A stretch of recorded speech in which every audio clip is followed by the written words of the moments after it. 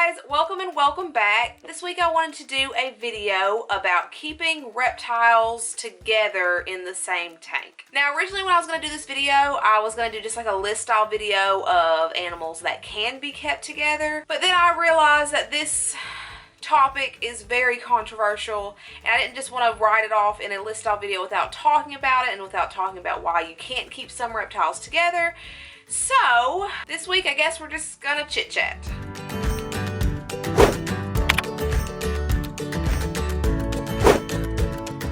First of all, it is very important to note that as with any animal, no two are going to be the same. So just because two animals can be kept together doesn't mean that you're going to have good results when keeping them together. And just because two animals aren't supposed to be together doesn't mean that there's never been someone that's put them together. But it's important to know what you're risking in certain scenarios when you are putting animals together, because I see people put animals together so often and then wonder why bad things happen. So I just wanted to make a video explaining to you guys some of those things that can happen and some animals that you can keep together for the most part. I will preface this video by saying that most reptiles are happier when they're by themselves. We as humans tend to put humanistic traits on our animals, and we think that just because we would be lonely in a tank by ourselves that they would be the same, but that's not the case. And a lot of times they are so much happier if you just leave them to be by themselves.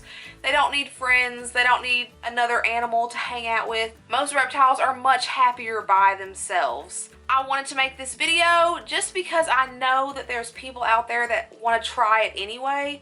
So I just wanted to give them the best tips that I possibly can to hopefully prevent bad things from happening and maybe have those people be more careful and pay attention and not just throw two animals together. Please, please, please don't put reptiles together in the same tanks. But there are people that are going to do it anyway, so maybe I can help a little.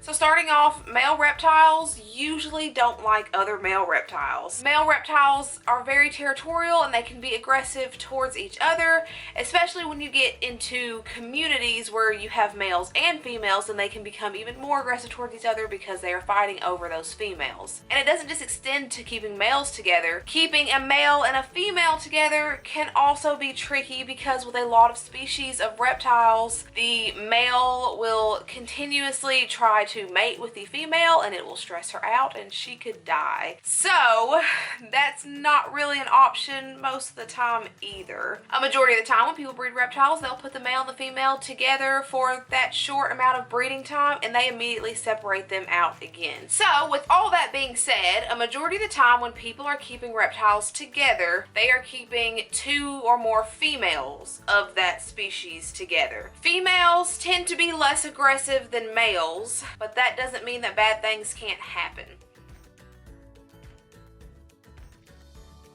So one of the big ones that I see often are people trying to keep bearded dragons together. Bearded dragons are one that should not be kept together. So let's say that you have two female bearded dragons and they seem to get along fine. They may never fight, they may hang out together and bask together and all that kind of stuff, but almost always in those scenarios there is a stronger bearded dragon and a weaker bearded dragon, and when they go to bask or eat, the stronger bearded dragon is going to take a majority of that food, and the stronger bearded dragon is going to climb on top of the weaker one to get more UVB light, to the point where one bearded dragon is super healthy and the other one is basically rotting away. I see this all the time, especially on places like Craigslist or Facebook rehoming groups, where someone has two bearded dragons and they want to rehome together. They say that they're both in perfect health and they've never fought and all this, and then you look at the pictures and one is a very healthy bearded dragon and the other one is usually very malnourished or has metabolic bone disease or is just really thin. So although your bearded dragons may never ever physically fight in that tank, one of them is still going to be suffering because there's still going to be a stronger one that's reaping all the benefits of what you are giving them. And just because they're getting along for 2, 3, 4 years doesn't mean that one won't attack the other one day. And that's personally not something that I would want to risk. Another big reptile that is a beginner pet that people often house together are leopard geckos. Now, the reason that a lot of people will house these together is because when you go to the pet store, they are all together looking super cute, cuddled up. Now, a lot of times people have successfully kept 2 female leopard geckos together, but if you're a beginner, I would highly suggest against this just because it's not as simple as throwing 2 leopard geckos into a tank together and just having them hang out. Keeping 2 female leopard geckos together, you are gonna have to make sure that you have enough space. They are gonna need to be able to get away from each other if necessary and have separate hot spots and have separate hides so that they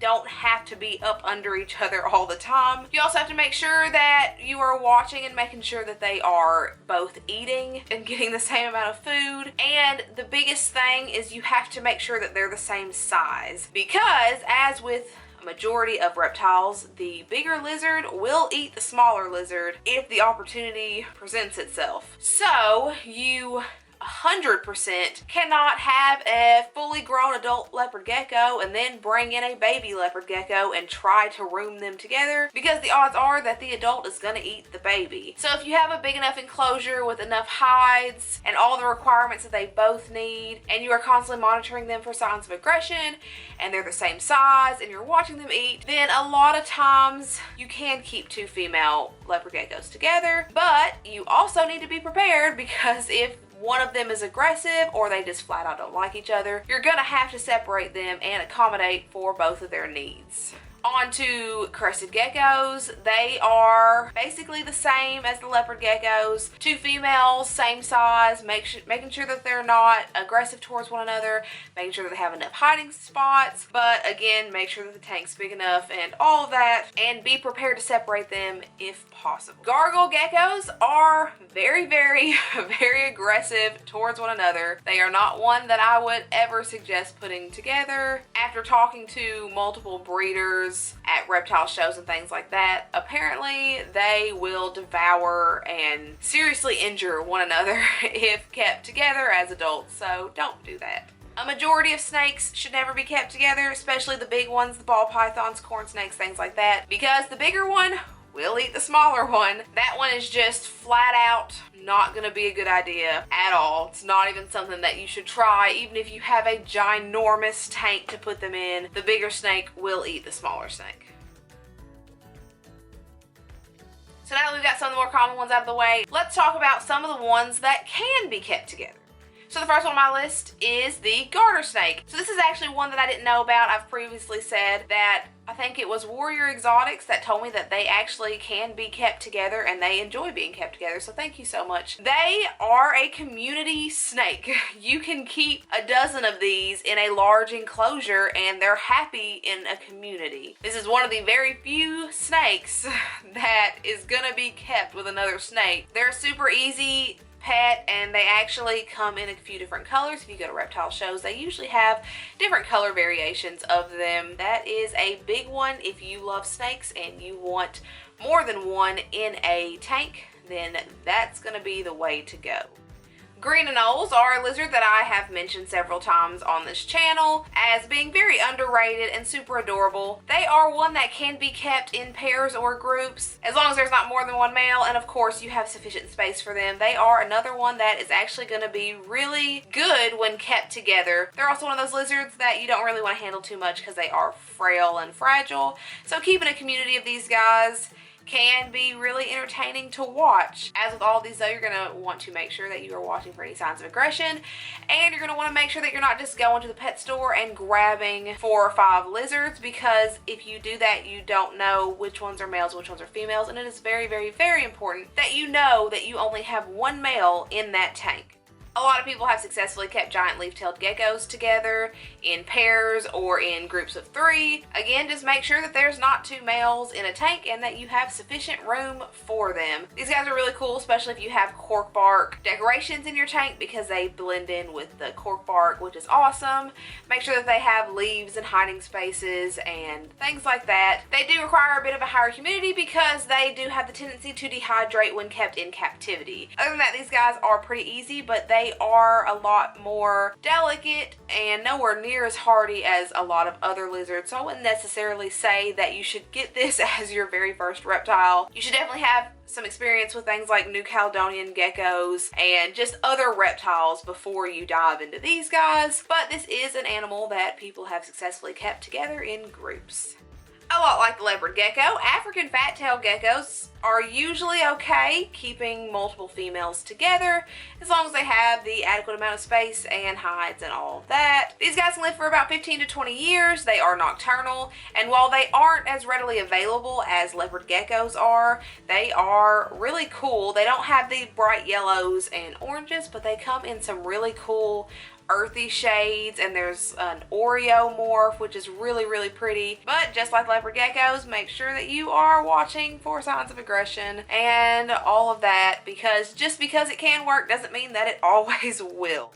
And with the exception of the garter snakes, the only other one on this list that is pretty much going to be okay all the time to be kept together in groups are frogs. Now, I know that frogs are not reptiles, they are amphibians, but with this hobby, reptiles and amphibians a lot of times go hand in hand. So I thought that they were very much worth mentioning. With frogs, you can have whole communities of frogs and they're fine. And this goes for almost all frogs that I'm aware of. Dart frogs, tree frogs, White's tree frogs, the red-eyed tree frogs, and even toads, the bumblebee toads and fire-belly toads. All of those are perfectly content in groups. So if you are dead set on wanting a community reptile tank, try frogs. You could do so much with their tanks. You could do bioactive setups. They come in beautiful colors. You can pick what colors you want and the sizes that you want and all of that. So my number one recommendation, even though it is the last on this list for keeping a community of reptiles or amphibians or whatever, is gonna be frogs and toads. Like I said, majority of them are gonna be fantastic together and they're gonna be so happy. So with all that being said, I just wanted to conclude this video by emphasizing again that I am not condoning in any way, shape, or form keeping reptiles together in tanks, but I just know that people do it all the time, non-stop, and I know that people are going to do what they want to do anyway, despite all the warning signs and all the horror stories and everything like that. So I just wanted to advocate for researching and knowing what you're getting into and being prepared when bad things happen and all of that. I just didn't want to ignore it because this is a huge thing in the reptile community, and I just wanted to talk about it and tell my opinions on it. And like I said, maybe help some of you guys in swaying your opinions from wanting to keep these guys together. But yeah, that's about it, guys. Sorry if I stepped on any toes. I just felt like this is something that needed to be talked about, especially if you're a beginner. If you are a beginner and you've never had reptiles, please don't attempt to keep any of these things together except for frogs, because bad things can happen. And yeah, if you are an experienced reptile keeper, then you do whatever you want because I am not an expert and maybe you are, and that's awesome. But on to the outro, I guess. If you're not already following me on Instagram, you can follow me over there at l.622, where I try to post pictures of my animals throughout the week. If you like this video, please don't forget to hit that subscribe button below. I put out new videos every single Sunday, and as always, thank you so much for watching, and I hope you have a fantastic day. Bye.